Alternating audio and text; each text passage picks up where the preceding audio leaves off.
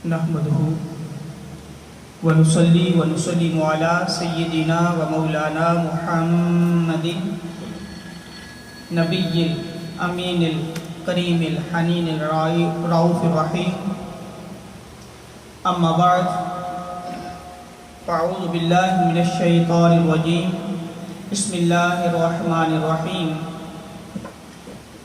سبحان الذي أسرى بعبده ليلا من المسجد الحرام إلى المسجد الأقصى الذي باركنا حوله لنريه من آياتنا إنه هو السميع البصير. صدق الله المولانا العظيم وصدق رسوله النبي الكريم. إن الله وملائكته يصلون على النبي يا أيها الذين آمنوا صلوا عليه وسلموا تسليما. اللهم صل على سيدنا ومولانا محمد وعلى آل سيدنا وأصحاب سيدنا وأزواج سيدنا ومولانا محمد وبارك وسلم.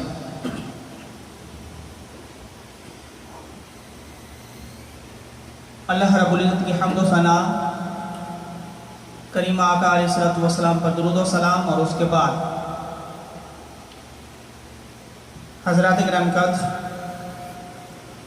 معزز و محتشم خواتین و حضرات، آج کا ٹاپک سفر معراج کے حوالے سے ہے. معراج النبی صلی اللہ علیہ وسلم، جس کے لیے سورہ بنی اسرائیل سورہ نمبر 17 ورس نمبر 1، پہلی آیت اللہ رب العزت نے اس آیت کے اندر ارشاد فرمایا معراج کے بارے میں، سفر معراج کے بارے میں. ارشاد فرمایا سبحان الذی، معراج حضور علیہ الصلوۃ والسلام کو کروائی گئی. ذکر جب معراج کا شروع فرمایا تو اللہ رب العزت نے اپنے نام کے ساتھ ارشاد فرمایا. سفر سارا ہولی پروفٹ صلی اللہ علیہ وسلم کا ہے، لیکن جب ابتدا فرمائی گفتگو کی، اس ارشاد کی، تو اللہ رب العزت نے فرسٹ آف آل نام جو لیا وہ اپنا نام لیا. سبحان الذی، پاک ہے وہ ذات، گلوری ہولی وہ ذات، اسرا وہ جو جس نے سیر کروائی.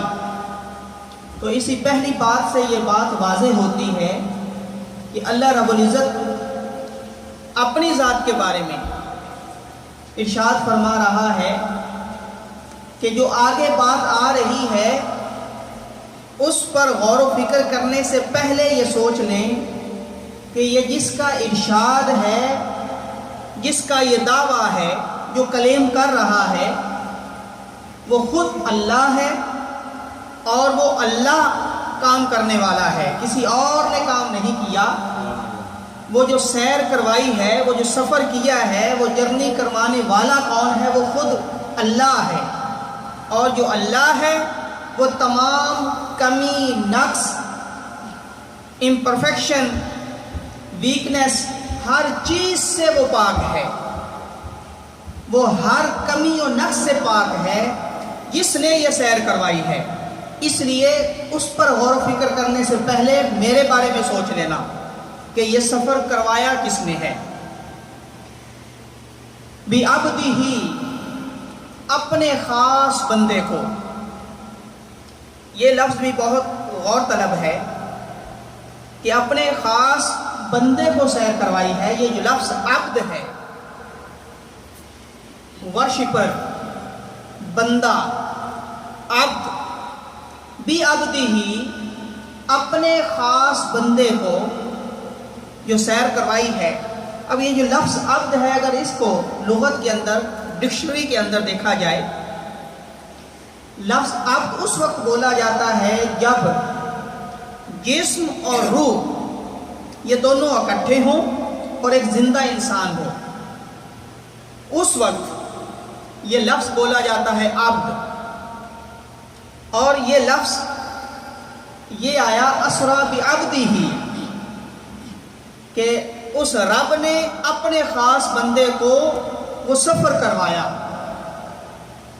اگر ایسا ہوتا اسرا بروحہ، کہ ان کی روح کو، سول کو وہ سفر کروایا، تو پھر تو بات آ سکتی تھی کہ شاید حضور علیہ السلام نے سوئے ہوئے، انہی سلیپنگ، انہوں نے سوئے ہوئے تھے اور ان کی روح نے خواب کے اندر یہ ساری سیر کی ہے۔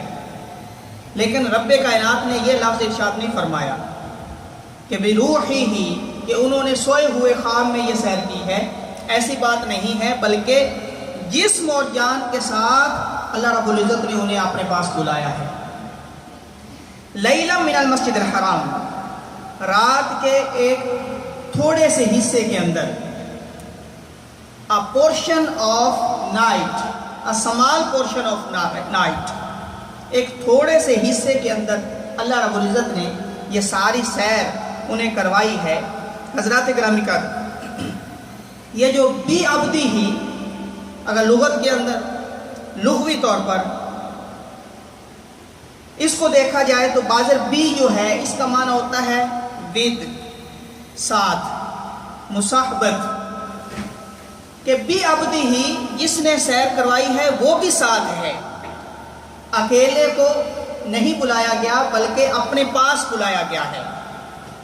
اور پھر عبدی ہی کے اندر عبد مضاف ہے اور ہو ضمیر متصل ہے، اور یہ بھی آپس کے اندر ہمیشہ مل کے آتے ہیں۔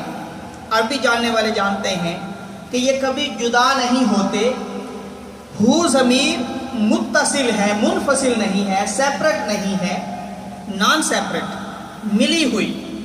تو اس سے یہ بھی واضح کر دیا گیا کہ وہ رب جس نے سیر کروائی ہے وہ اپنے محبوب سے کبھی دور ہوا ہی نہیں ہے، ہمیشہ ساتھ ہوتا ہے، اس نے سیر کروائی ہے۔ پھر یہ جو لائل کا ذکر فرمایا، لیلن، رات کے اس اسمال پورشن آف نائٹ، تھوڑا سا حصہ، چھوٹا سا پورشن رات کے، جس میں یہ سیر کروائی۔ یہاں بھی غور طلب بات ہے، دن کو کیوں نہیں چنا گیا؟ دن کو روشنی ہوتی ہے، اس روشنی میں سیر کرنا زیادہ بہتر لگتا ہے۔ بھئی ہم نے کہیں پہ جانا ہو تو دن کو چنا جاتا ہے تاکہ سورج کی روشنی ہوتی ہے، اس میں ہم زیادہ چیزیں دیکھ سکتے ہیں، سیر کر سکتے ہیں۔ لیکن جب رب نے اپنے محبوب کو بلایا ہے تو دن کو نہیں چنا، رات کو چنا ہے، اور رات بھی وہ 27ویں شب رجب کی، ان راتوں میں تو ویسے چاند کی روشنی بھی نہیں ہوتی، جو مون ہے وہ بھی لیٹ نکلتا ہے، اور ان دنوں میں اس کی روشنی بھی نہیں ہوتی۔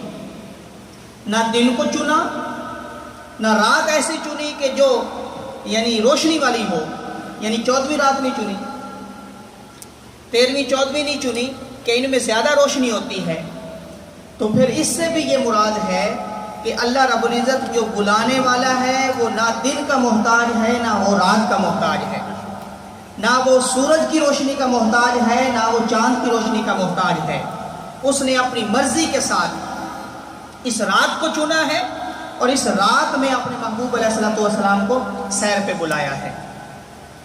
حضرات محترم، سفر معراج یہ ہجرت سے 5 سال قبل، بیفور ہجرہ 5 ایئرز، 5 سال پہلے مکہ کے اندر حضور علیہ السلام اپنی بہن، اپنی سسٹر، چچا زاد سسٹر، کزن کے ہاں حضرت ام ہانی رضی اللہ تعالی عنہ، ان کے گھر میں آرام فرما رہے تھے کہ جب اللہ رب العزت نے حضرت جبرائیل علیہ السلام کو 50,000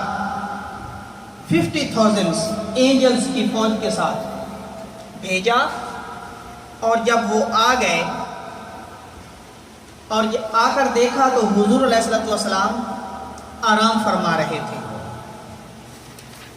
جب آرام فرما رہے تھے، حضرت جبرائیل علیہ الصلوۃ والسلام نے اللہ رب العزت کی بارگاہ میں عرض کی، مولا جن کو ہم بلانے آئے ہیں وہ تو اس وقت آرام فرما رہے ہیں، تو کیا طریقہ ہے ان کو بیدار کرنے کا، ان کو اٹھانے کا کیا طریقہ ہے؟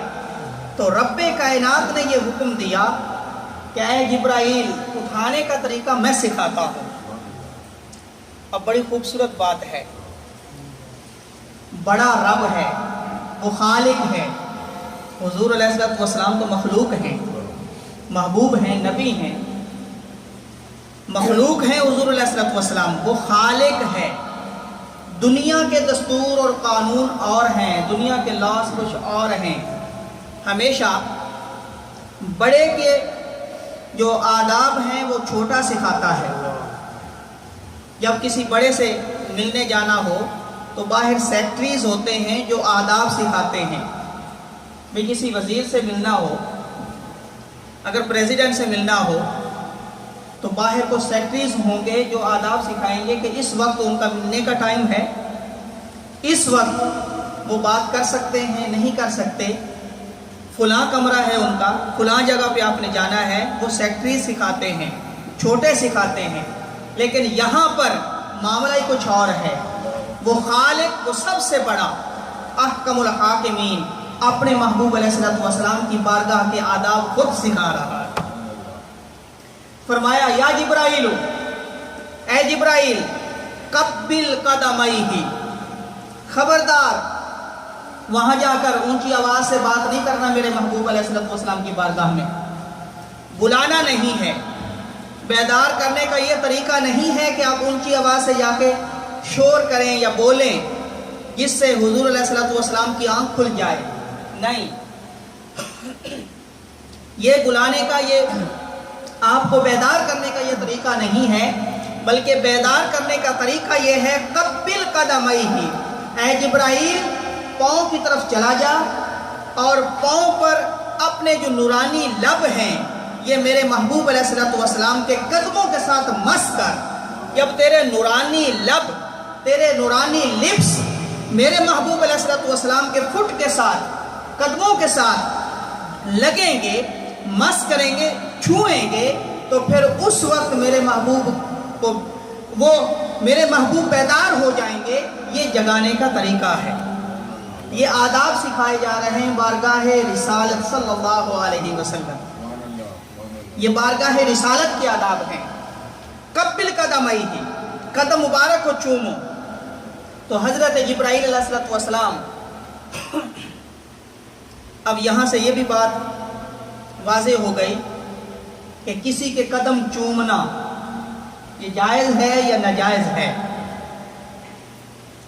کس کرنا قدموں کو، کیا یہ جائز ہے یا ناجائز ہے؟ تو یہ رب کائنات حضرت جبرائیل علیہ الصلوۃ والسلام کو خود حکم دے رہا ہے کہ میرے محبوب علیہ الصلوۃ والسلام، میرے پیارے محبوب کے قدموں کو چومو۔ اور پھر حدیث پاک سے ثابت ہے والدین، پیرنٹس کے قدموں کو چومنا ثواب ہے، اساتذہ، ٹیچرز کے قدموں کو چومنا ثواب ہے۔